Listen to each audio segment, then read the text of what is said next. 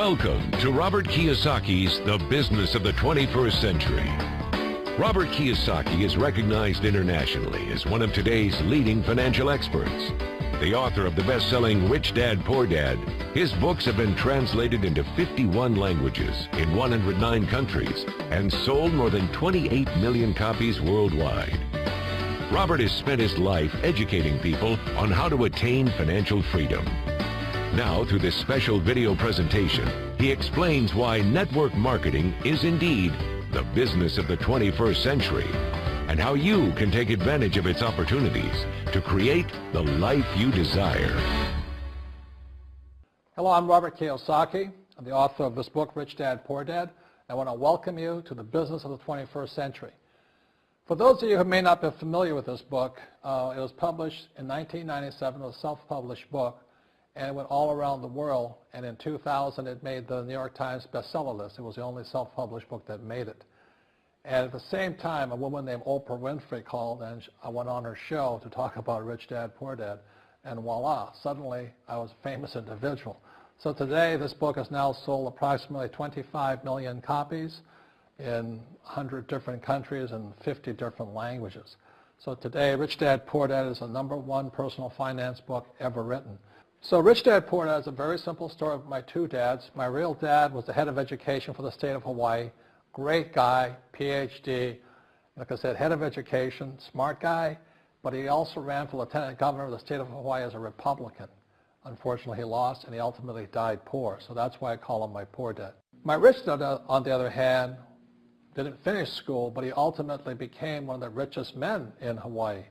So he was my best friend's father, and starting when I was just the age of 9, my rich dad began teaching me about money and business and why the rich are getting richer and why there's this big gap between the rich and everybody else today. So Rich Dad is a very simple, true story about two fathers, Rich Dad and Poor Dad, tell their two sons about money. And it was my poor dad always said, go to school, get a job, work hard, and all that stuff. And my rich dad says, you'll never get rich doing that. You'll never be a free man. So that's kind of the differences. But if I would show you a diagram of the differences here, is that in financial education, this is very simply the difference. Because there's no financial education in our school, most people do not understand financial statements. So this here is income, expense, assets, and liabilities.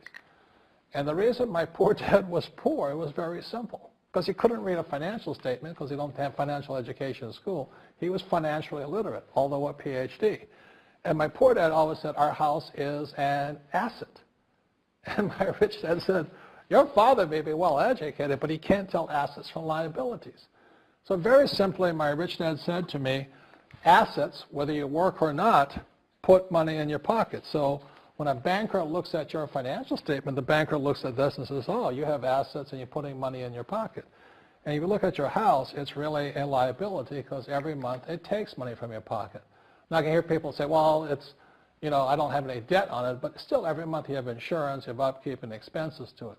So very simply, the reason I'm a rich man today was I knew the difference between assets and liabilities. And I get richer and richer because every year I add more assets to my balance sheet here.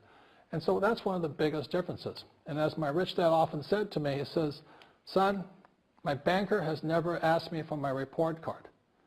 My banker wants to see my financial statement because it's your financial statement that shows how high your financial IQ is. How smart are you with money? If you're very smart with money, the banker will give you as much money as you want because you know how to make money with money. If you're not very smart about money, all the banker will give you is a credit card and a home loan. So those are some of the differences between my rich dad and my poor dad. And if you stay tuned, you'll find out how you too can create assets instead of liabilities. Because if you're going to survive in the 21st century, you need more assets than liabilities. The next thing I want to cover with you is one of the most important lessons my rich dad gave me, and it was called the cash flow quadrant. And what my rich dad explained to me is that there's 4 people in business. One are E's, employees. S stands for small business, self-employed, or specialist. B stands for big business, and I stands for investor. And the thing of note here is that most people who go to school are programmed for the E and the S side. For example, it was my poor dad who always said to me, son, go to school so you can get a nice, safe, secure job. And so my poor dad wanted me to be an employee. And since the time I was a kid, get a safe, secure job, steady paycheck, and benefits. Okay? I didn't want to be an employee. And I said, Mom and Dad, I want to be a rich man. And I fight with my dad. So my mother finally said, son, if you want to be rich, my mother was a registered nurse. And she said, if you want to be rich, the richest people I know are doctors. So my mom wanted me to come over here, be a specialist or a small business person. I said, there's only one problem with that, Mom. Doctors are really smart. And she says, you got a good point there. I'm not going to be a doctor. So I went to school. I have a Bachelor of Science degree.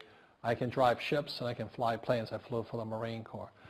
But I've never used any of that education because I wanted to become a business owner. So it was my rich dad who basically said to me, become a business owner and learn to be a professional investor. So one of the big differences here between these people is that it's called taxes. See, in 1943, in the U.S., the federal government passed a law that said employees had to pay tax before they got paid. So when you get your paycheck from your employer, you open it up, and voila, the government's always taken a sizable chunk of it. And the harder you work and the more money you make, the more money they take from you. So that's why it's not that good to be an employee, because you can never get ahead, because the more you work, more money you make, the greater they pay in taxes. Now, the doctors and lawyers and attorneys, accountants were all laughing, saying, oh, these guys, they're getting paying a lot of taxes. So naturally, the federal government changed the laws again. So in 1986 in the U.S., a thing called the 86 Tax Reform Act, and it basically took a lot of the benefits away from people who are self-employed, small business, doctors, and lawyers. So today in America, unfortunately, these guys pay the highest percentage in taxes. It is tragic. And a lot of people think they're investors, but what they're really doing is they're just giving their money to people like mutual funds, companies, and all that. So they're investing, but they're not really investors. See, the big tax breaks are on this side. The laws are pretty tight here, but this area is very, very gray. So by being a business owner on the right-hand side of the quadrant, you can make a lot more money and pay a smaller percentage of taxes legally. And the key word is legally. In the investor quadrant, it is possible to make millions of dollars and pay 0% taxes legally. But you've got to know the difference. So one of the beauties of business for the 21st century is it allows people to make the transition from the E and the S side to the B side especially.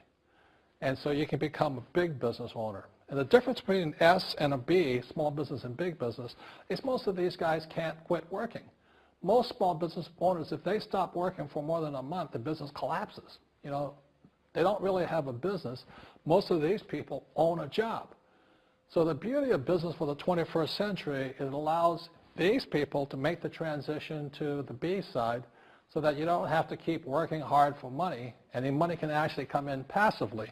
Then once you have your business up and running, then I always recommend you then begin investing with your excess cash, paying less and less in taxes. And that's the reason the rich are getting richer. In this section, I want to talk to you about a different kind of quadrant. Years ago, I found out there was 4 kinds of people in the world. One type are people who must be right. These people know all the right answers. They went to school. They know everything. You can't tell them anything. This is not a good business for them because their minds are too set. Another kind of person is a person who must be comfortable. The house could be on fire, but they're still watching TV, eating a hot dog, watching what's going on in the world. These people are toast because the world economy is not coming back. The world economy has moved on. And people who need to be comfortable will probably be left behind. So the people who need to be comfortable, you probably shouldn't talk to them because you only make them uncomfortable. And they're probably not going to make the move because number one priority is being comfortable. Another kind of person is a person who must be liked. They want to please everybody. this is probably not the business for them either, because they want somebody else's approval. They want to be the good little boy or girl saying, I did the right thing, didn't I? You like me, don't you? And so they'll probably not be successful in the 21st century because they'll probably want to be liked by people who have to be right, and people want to be comfortable. All right, good, be comfortable. All right, you're very right. That's probably being liked. But the business for the people of the 21st century are people who must win.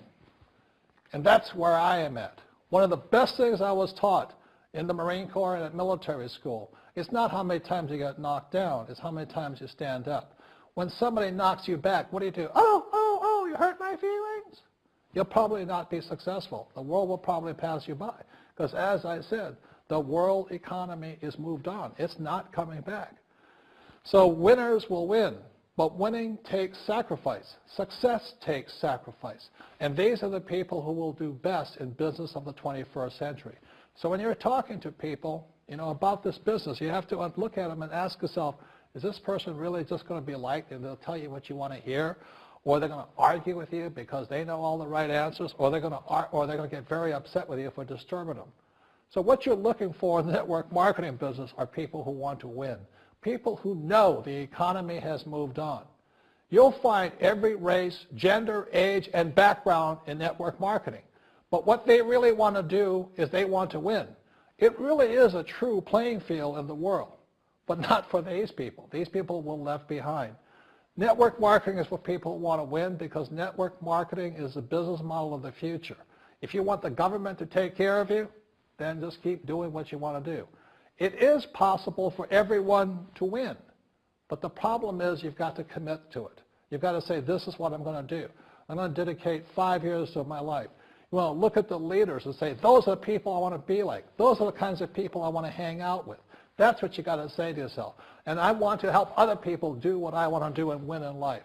And that's why I support network marketing, because it really is the business for the 21st century. As an entrepreneur, I have built many businesses from scratch. And as some of you know, a lot of them crashed also. Statistics show that most new businesses fail within the first 5 years, 90% in fact. And of the 10% that survive, the remaining 10% crash in the second 5 years. So in other words, most are gone in 10 years. So I've looked at many different models, and one that stands out for me is network marketing. And the reason for that, it takes very little upfront cash. It's low overhead. You can do it part-time. It means keep your daytime job, but do this part-time. And once the business is up and running, it can generate enough income so that you can move from the left side to the right side of the quadrant. So let me tell you about my introduction to network marketing, because I had a very closed mind to it. Since I can build my own businesses, I said, why do I need a network marketing business? But about 15 years ago, I have a good friend, his name is Bill, and this guy is the best real estate investor I know. He has tons of assets in here. So I said, Bill, why did you start a network marketing business? And his answer was very simple. He says, it's my way of helping people. But more importantly, he says, the reason most people can't invest in real estate is because they don't have a business. They don't make enough money simply because taxes, debt, inflation, and retirement savings are killing them. They cannot even invest. So my friend Bill, who is a professional real estate entrepreneur, he says, I started a network marketing business so the people that worked with me could start their own business and then invest money with him. So with that, I realized then that network marketing wasn't about making money, but it was about helping people to help other people make money so they become financially free.